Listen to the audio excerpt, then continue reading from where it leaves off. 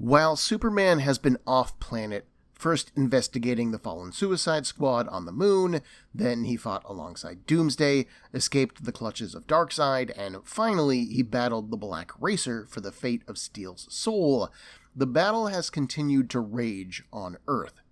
The Imperiex probes that survived the Justice League and the alien Armada have landed on the surface and continued to execute their mission, preparing the planet for their massive counterpart.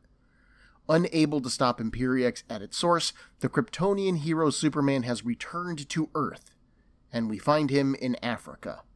Heat vision burns a path through miles of dirt, rock, and metal as one of Imperix's constructs has breached the Earth's crust. Superman is on his way to stop it, but he's having trouble focusing on his task. In fact, the red light from the heat vision makes the dirt around him look like red clay, and that kind of makes him think of meat, and that makes him think of a beating heart, which makes him think of John Henry Irons' final heartbeats.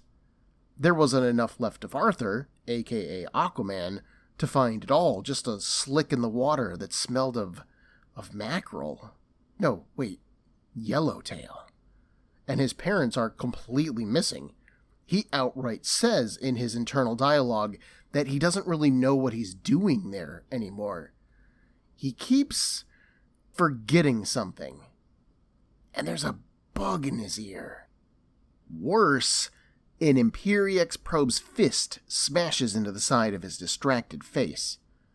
The pair of combatants burst through the surface and continue to fight in midair, a massive fortress construct rising from the African soil.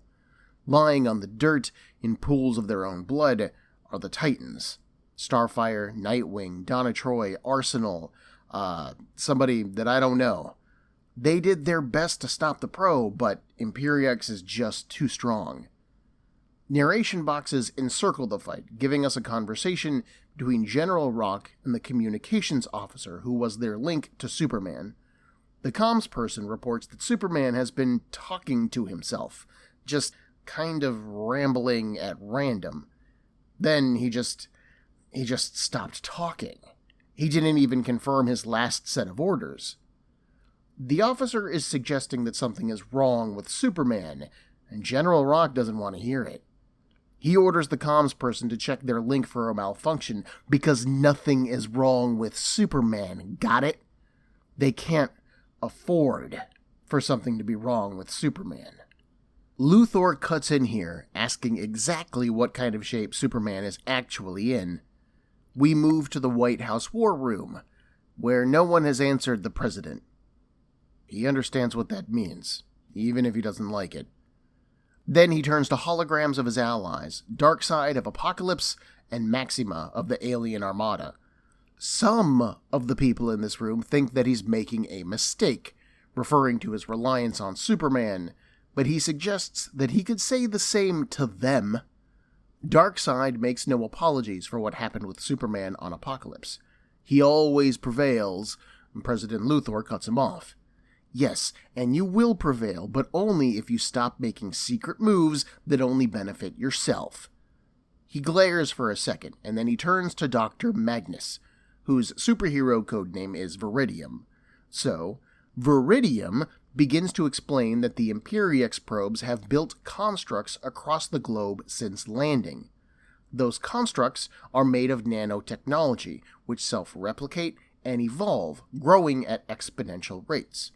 One creche in Russia was the size of a basketball yesterday, and today it covers an area larger than Texas and Mexico combined. If these hollowers are allowed to be built, they will connect to each other in 3 days, and somehow that will mean the end of Earth. Maxima knows the stakes. She lost her whole galaxy to this creature. They need to fight it now, a frontal assault, she says. The JSA managed to destroy his command ship in their own one-shot. Imperiex can't make any more probes now. He has been weakened. Now is the time for them to strike. Attacking now would cost them the alien Armada and Apocalypse, and when Earth was destroyed afterward, it would cost them everything else, too, President Luthor explains. A scientist joins in here, explaining that the universe has collapsed and been reborn multiple times, creating a multiverse. The Earth is the one point that all of these alternate realities are built upon, like one pin at the center of a conspiracy board. If Imperiex destroys Earth, then he will also destroy the multiverse. He'll destroy everything. My name is Ben, and this is Comic Book Breakdown episode 13.5, Our Worlds at War, Part 5.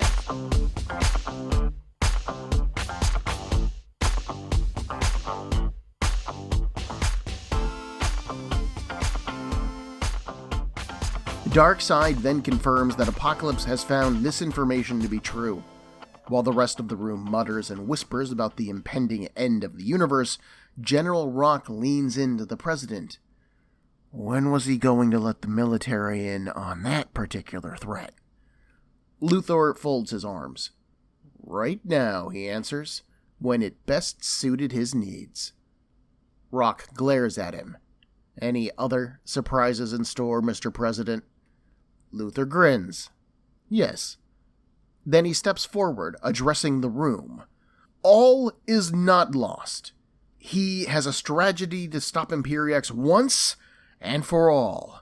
It will take sacrifice, focus, and faith, but they can't. General Rock interrupts Luthor's enthusiastic speech. Word has just come in that Imperiex probes are en route to the White House.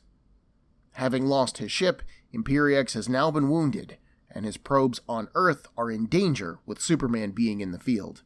He has to push forward. Just like Luthor expected, he orders the general to lock down the White House. Now is the time for those sacrifices that he was talking about. Superman in Action Comics issue 781 was written by Joe Kelly, penciled by Kano, inked by Marlo Alquiza, and it has colors by Rob Schwager. Joe Kelly's writing has a disjointed touch to it. I mentioned it back in episode 13.2, and that remains true here. However, it also really works well here. While it's impossible for me to tell how many days have passed since this war began, Superman is clearly exhausted, if only mentally and emotionally. The losses have begun to pile up, and he can't get them out of his mind. Just a sight or a sound triggers a memory of recent death, which then brings all of them floating back to the forefront of his mind. This is how you challenge a physical powerhouse like Superman. You hit the people that he cares about, not him, and it's clearly working. When Superman was fighting alongside Doomsday, he was dropping probes with ease, and now he is struggling with just one. The voice for Luthor feels just a bit off under Kelly's pen, at least when compared with the rest of the writers in this crossover. Luthor feels much more pompous and arrogant than anywhere else. And, to be fair, I would say that is normal behavior for a guy like Luthor. It's just slightly inconsistent across the line. Kelly's slightly disjointed writing isn't the only thing that stuck around from the last issue of Action Comics. So did the vague lettering. The conversation between General Rock and the communications officer is a bit hard to pin down, as no one is really named outside of General Rock during that conversation. And then it seems like a third party starts to talk to General Rock, maybe, but I'm not sure if that's Luthor or another character. This isn't terrible, as the information is easy to follow at least, but it does make explaining who is asking what question and who is responding a little bit more difficult. So this is actually more of a problem for me as a podcaster trying to explain it to you than it is for me as a reader sitting and reading the comic with myself. The artistic team does a good job throughout. I love how kinetic the fight pages between Superman and the Imperiex probe are. It's like watching a martial arts fight right on the page. I dig that. The glazed out look on Superman's face is pretty good too, showing the mental fatigue that he's dealing with here. Kano's fight scenes work really well, as do the talking head scenes that are in the White House. Kano handles it all. I'm really impressed by his artwork here. We also finally have an idea how Imperiex intends to destroy Earth. The Imperiex probes create these constructs, which will grow, connect, and somehow destroy the Earth. So destroying the probes themselves won't stop the constructs once they're implanted. So the Earth is going to need a bigger solution than Superman just punching things. Earth being the center of the DC multiverse isn't something that's new to me. I'm not sure if it is being established here, or if this was an old concept that was brought back by the authors, though. I first ran into this idea during the Blackest Night event, back in 2009-2010. I wouldn't put it past Jeff Johns, who wrote Blackest Night and is a huge DC geek, to reference this story point from Our Worlds at War. But it is an interesting upping of the stakes here, which I don't really think that this story needed, but sure, why not? It does mean that if the Earth falls, then there's nowhere else to fall back to. I don't want to say that traveling between realities is easy in DC Comics, but it is possible. However, even that won't help our cast here. Either they save the Earth, or literally all is lost. Cradling a broken right arm, Superman flies to another probe-defended construct. The broken arm is the first thing that he's felt all day, Superman thinks, indicating that he's emotionally numb. Something is still bothering him too, something at the back of his mind, but he heard on the radio that the death toll is estimated at 4 million right now. In only 2 days. Oh, okay, so that's how many days it's been since it all started. Huh. That's a lot of stuff to happen in just 2 days. 4 million dead. And more by the second if Superman can't stop this. He squares off against the probe, who wields an energy net, and he gets back to work. In space, Imperiex probes pummel the Paradox medical arc with their I-beams. Green Lantern does his best to seal the breaches, while the staff work to either save their patients or at least evacuate them. Hippolyta, Wonder Woman's mother, who came to the Ark after Diana was injured in the JLA Our Worlds at War one-shot, runs to save her daughter, but she finds Wonder Woman's bed empty.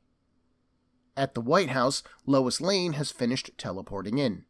She's confused as to why she's here, and the president says that it's all thanks to one man. And at first, I'm thinking that Lex is making some kind of play against Superman, bringing his wife to the White House, but no, it's actually thanks to her father, Major Lane. He's currently manning a tank with General Rock on the perimeter of the White House, and he wanted to make sure that his daughter was safe. Lane asks if the general is ready to fight, and goddamn is he. Better this than a suit and a tie any day. Supergirl and Black Lightning hold the line with them, as do a number of Luthor's automated drones. We jump a page into space, where an armor-clad Wonder Woman battles Imperiex probes, as she fights her way to confront Imperiex itself. Back on Earth, Superman struggles with his own probe, who strangles him with the energy net. Does he not understand how necessary this is? Earth should be happy to be noticed by Imperiex. That's like the wind noticing the butterfly. Humanity can no more kill Imperiex than the butterfly could kill the wind that supports it. Superman spin kicks, thrusting his legs clear through the probe. Superman doesn't kill, he says.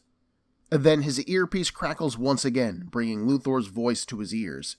Luthor tries to get Superman to listen to him, but it's just more buzzing to the hero. When Lois gets on the line, he almost notices, but his mind shifts to all of those that he couldn't protect, and those who are dying even now. Lois keeps talking, telling Superman about Supergirl and Black Lightning fighting at the White House, about Lex having a plan to stop all of this, about her father being on the front lines, and is Superman okay? Can he get to the White House? Because they need him, like really need him. When can he get there? Superman's eyes thin. The buzzing in his ear just won't stop. Instead, a flash of light catches Superman's attention. He looks to the sky as Wonder Woman falls to the earth, caught in one of Imperiex's blue energy blasts. You remember, the type of blast that killed Doomsday right in front of Superman. Her body is thin and veined, her expression one of agony as the energy consumes her. Superman can't believe it. Not Diana, too. He can't lose her. So he streaks after her, following her to her landing point somewhere in Greece. As he does, the Imperiex probes move even closer to the White House. Supergirl is down, and over the radio, Lois begs for Superman, for her husband, to save her father. Major Lane will not let this probe get past him, though. He pitches a plan to Black Lightning, and Lightning isn't sure if he can even do that. But Lane won't let him back down. "You can do this, and you will do it, son," he shouts. "All right then, do it," Black Lightning shouts back. Something knocks Superman aside as he approaches Wonder Woman's fallen form. Emotionally, he finally breaks, this one loss being one loss too many for him. He begs God to tell him what to do, how to fight this threat. And when the smoke clears in front of him, Wonder Woman hugs the fallen body of her mother. In whispered tones, she says that Hippolyta saved everyone on the Ark. She didn't just save them, she also saved her. And to think, Diana told her that she wasn't Wonder Woman. Superman mourns Diana's loss. He knows what it's like to lose your parents. After all, he's lost his, and his friends, his focus, his wife. Finally, that snaps him too. Lois. Outside of the White House, Major Lane tells his daughter to be good. Then, he self-destructs. Black Lightning absorbs the energy from the nuclear core of the tank and redirects it, focusing it all at the Imperiex probe. It does the job. It does destroy the probe. Black Lightning then helps Supergirl up, saying that it was Major Lane who stopped it. Next to them, General Rock salutes the Major and his sacrifice. Superman straight lines it to the White House, the air screaming as he flies through it. Inside of the White House, the war room goes blue. Lois and Luthor are quiet for a long moment. She's shocked, she's horrified, she's broken. Luthor actually seems to sympathize with her, catching her as she suddenly crumbles. Why didn't he come? She asks. And Lex says that he doesn't know. Something insurmountable must have stopped Superman. If he could have come, he absolutely would have. Sometimes circumstances just don't let you follow your heart. Duty, work, honor, sometimes these things come first. Major Lane just proved it. Lois looks at him with tears running down her face. Sometimes, no matter how hard you fight, the people who mean the most to you just slip through your fingers. Wherever Superman is right now, Lex assures her, his heart is breaking. And he's right. Superman suddenly appears in the door. He apologizes to Lois, trying to move towards her, and she understands, she knows that he means it, but she can't do this right now. She needs to call her mom, and so she leaves the room. Superman's fist shakes for a moment as he almost remembers the thing that he's been forgetting, but then it's gone. He tells Luthor that he thought he could do this, that he could fight a war, but he was wrong. Can Luthor stop this? Yes. It won't be easy, and Superman probably won't like it. It will take much sacrifice, too, but he believes that they can stop Imperiex. Using his X-ray vision, Superman watches his wife as she punches the wall in anger and grief. He knows how to sacrifice. Then he turns to Luthor, quote, "Tell me what to do, Mr. President. Whatever it takes to win this, I'm yours." End quote. Holy No swearing. Y'all, I love this moment. I love this moment. I love this issue. I love this arc of issues. Like, this stuff is great. Superman's distrust of Lex Luthor has run throughout our Worlds at War, and this moment is the turning point. Our first 4 issues were all about Luthor making moves, but Superman being outside of those moves because there was no way that he was going to trust Luthor. and the authors of this event knew that. So they start Superman out on the back foot, drawn away from Earth to investigate Pluto, then bumping into Luthor's new Suicide Squad, being kidnapped by the alien armada, and finally being sent to fight the General in Pokolistan. These are all Superman reacting to Luthor's attempts to prepare a defense, and his mistrust of Luthor is evident throughout. Then here, in the second arc, the authors spend all of their time deconstructing Superman's self-confidence. He doesn't prepare to defend Earth at all. In fact, he's too busy fighting the General that he misses the first attack completely. And Topeka, Kansas, and possibly his parents, pay for it.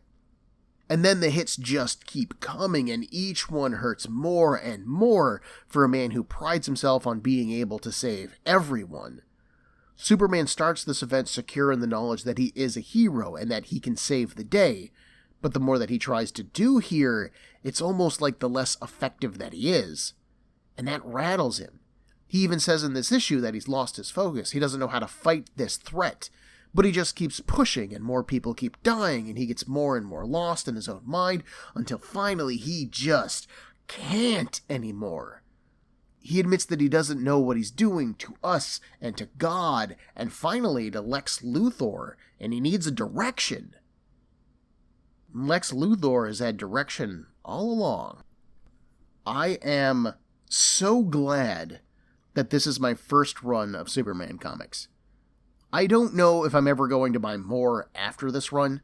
Listener IO has me pretty sold on a small storyline called Strange New Visitor, but this run has some amazing character work for a character that I've always assumed was boring. I'm loving this.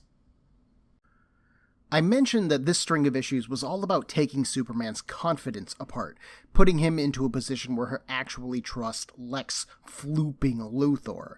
This is done through all of the losses that Superman has taken, and they really work.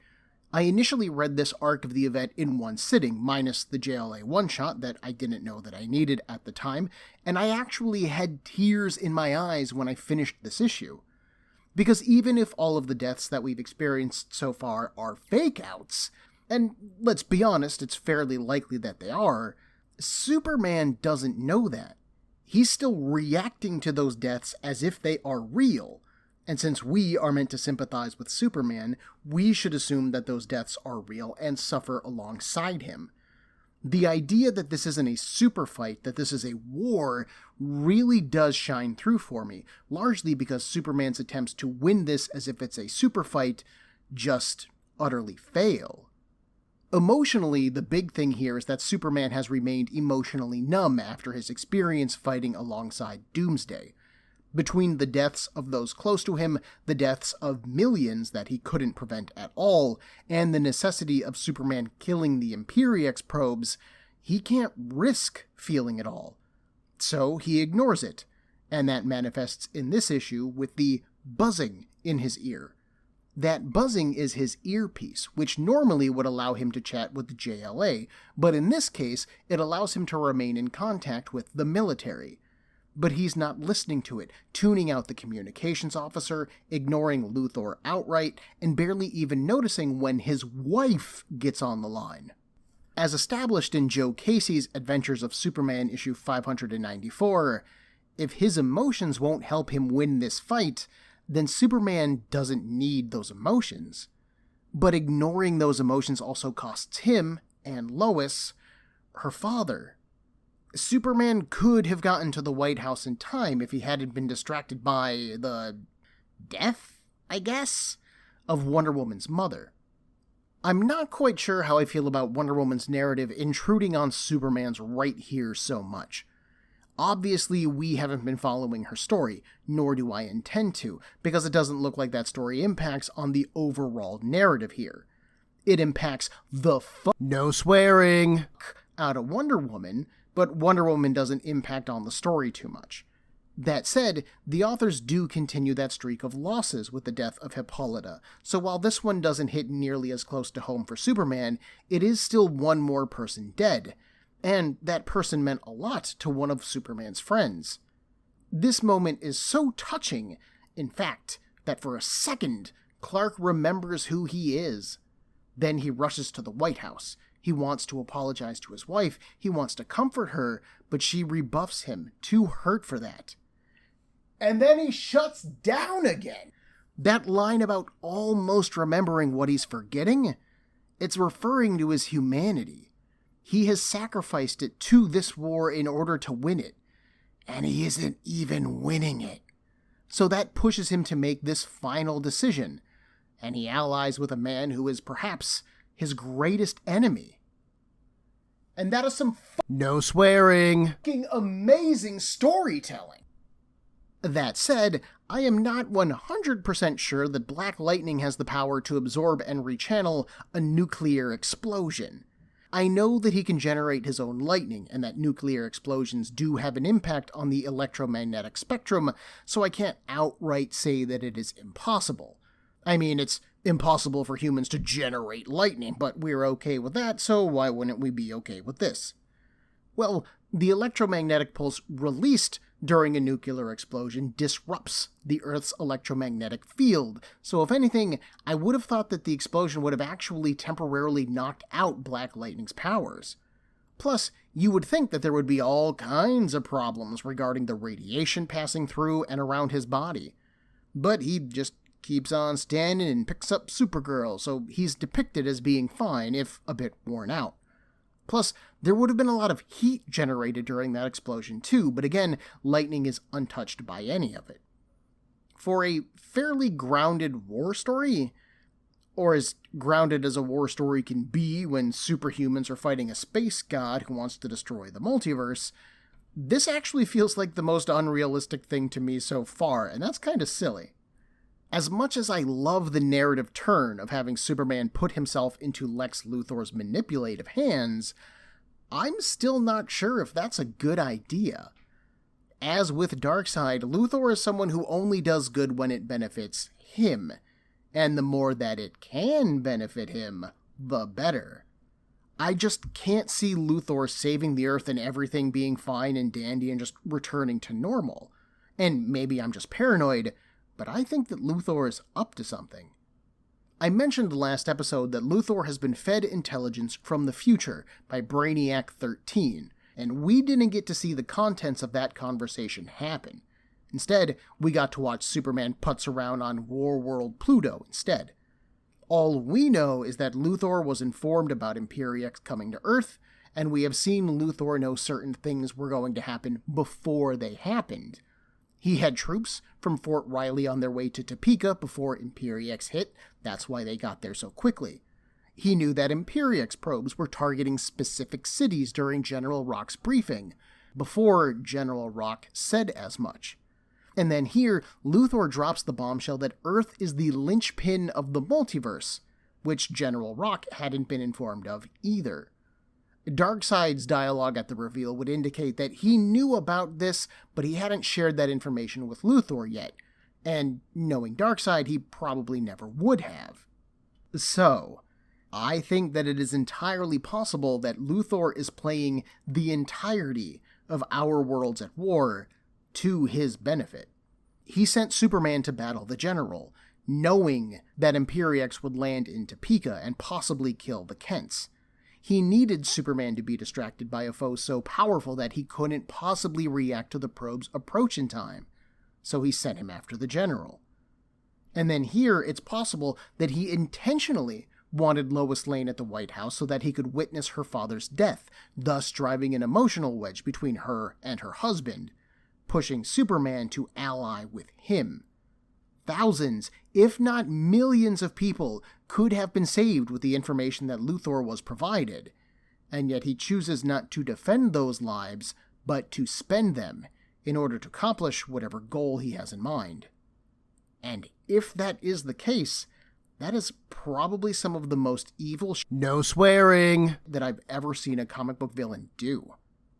You best believe that I'm going to be watching you like a floopin' hawk, Luthor. For now, though, that's where we get to leave things, dear listener. Our Worlds at War will finish up in a few weeks, but we need to get back to Chris Claremont's run on Fantastic Four first. It's time for our return to the Heroes Reborn Earth. Next week, it is chaos at San Diego Comic-Con in Fantastic Four issue 23. As the Avengers make a special appearance, the villainous Red Skull makes his move, and the Fantastic Four face down the threat of the San Diego court system. Then, in issue 24, a threat that has been building since issue 5 of Claremont's run finally approaches Earth. Join me in a week for Comic Book Breakdown episode 12.13. Fantastic farewells. Everyone, there are a million podcasts vying for your time and attention, and I'd like to thank you for listening to mine. If you would like to get in touch with me to share a concern, request a series, compliment me, berate me, whatever you like, send me an email at cbbreakdown@gmail.com. Otherwise, thanks for listening.